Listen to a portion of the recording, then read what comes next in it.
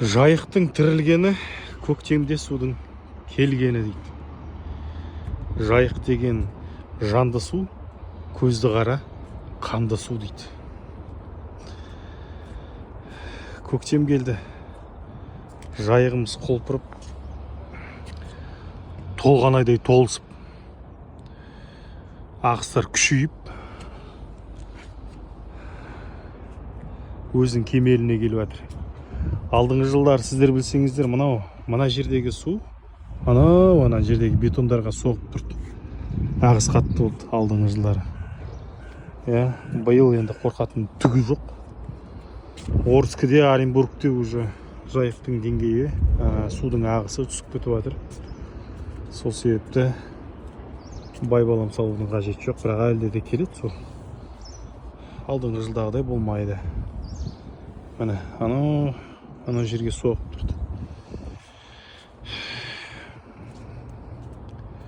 Балық жоқтың қасы жігіттер аулап отыр. Анау жерде